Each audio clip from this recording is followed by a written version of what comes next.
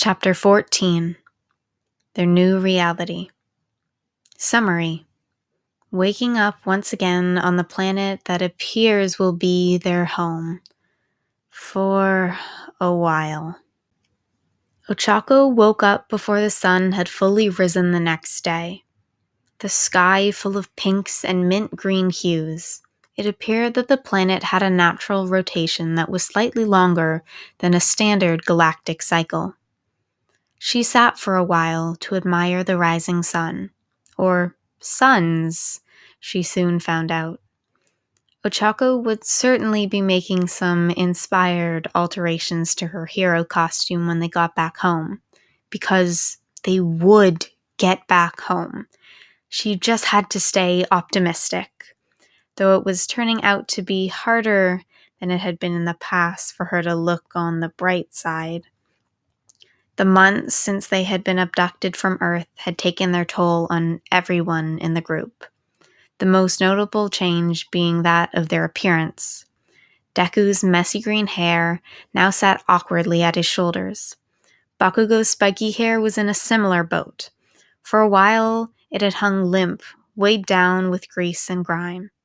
After a quick dip in the stream yesterday evening, it was back to being as spiky as ever, though it did somewhat resemble a mullet. Ochako's own hair was certainly longer than the bob she had started out with, but was relatively unchanged. Mei's dreads were looking a little rough. Mina would probably have to help her with those soon. Mina's own hair was very similar in length to Deku's, though her hair had taken on a more shaggy look. And now Kaminari was sporting slightly longer hair that sort of suited him. Ochako wasn't sure what the rest of the group was going to do with their hair, but she was going to play around with hers for at least a bit before going back to normal. She vaguely remembered Bakugo saying something about wanting to try out an undercut. Everyone's hero costumes were also looking worse for wear. Some parts were salvageable, but they were in dire need of new clothes.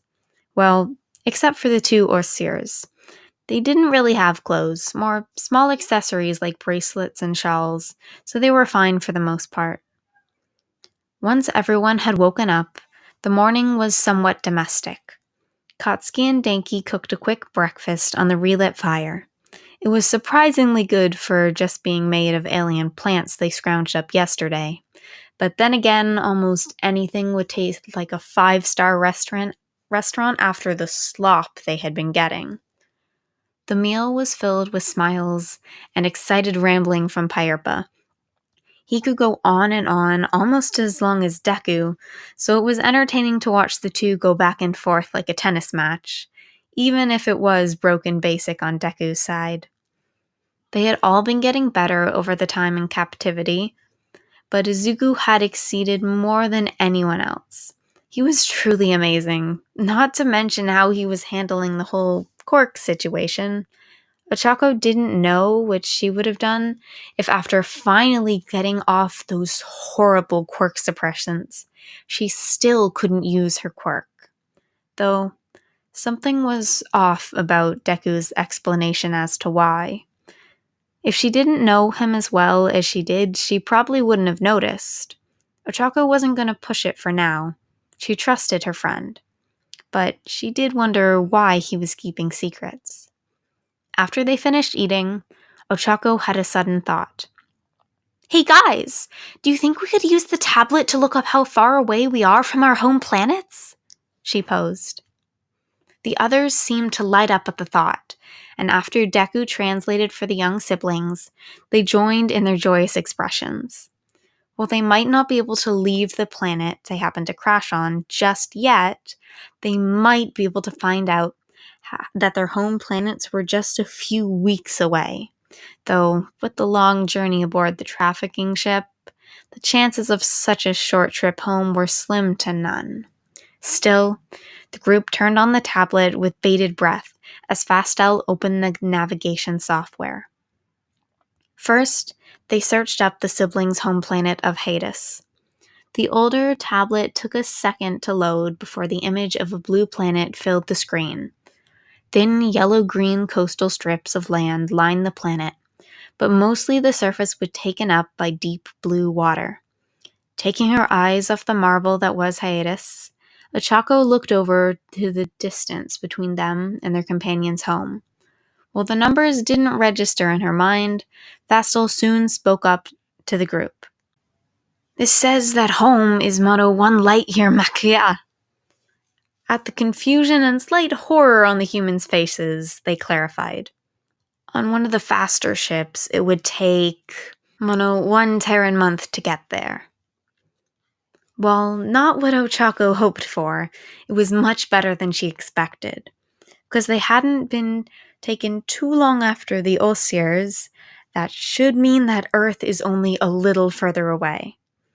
As Fastel pulled up Earth, or Terra, on the tablet, Ochako's breath caught in her throat at the sight. There, in all its green, blue, and yellow cloudy glory, was Earth. While it may only be a render, it was more than any of the humans had seen since they were taken.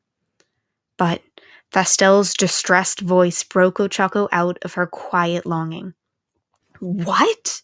This says that Terra is 6 light years away. How is that possible?"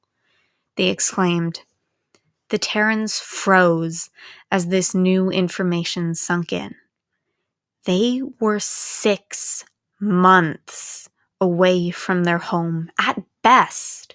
In all reality, there would be no way they could afford to take one of the newest high-tech ships back home. They had already been away from home for over 2 months.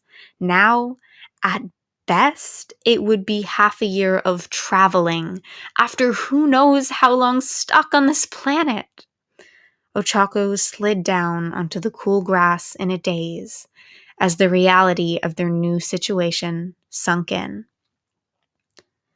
Izuku was reeling from the news that it would take so long to get back home, but he was also confused about how that could be. "How is it possible? We only traveled for 2 months total," Izuku questioned. "Well," Fastel glumly explained, "there's a new technology that was just kintu the skive, ne pove. Izuku questioningly cocked his head at the curious new words. Taking the hint, Fastel quickly fiddled with the tablet. A new program opened up. Excitement bubbled in Izuku's chest as he quickly realized it was some sort of translator. While it wouldn't have Japanese, it would still help with learning basic. After some trouble, Fastel and Pyerpa were finally able to get the Terrans to understand what they were talking about. Warp drives, a new technology that was just breaking out onto the consumer market. Very few had access to the limited technology, a few hundred at best. But it seemed that the teens' original abductors somehow had access to the elusive technology.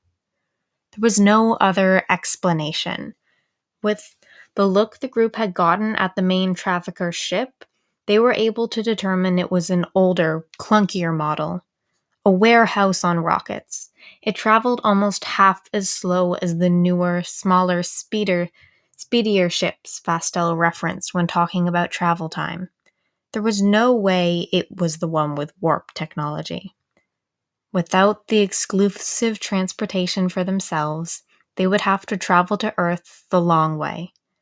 Thankfully, Hiatus was on the way to their planet, but after they finally got the 2 kids home, they would be traveling for at least another 5 months.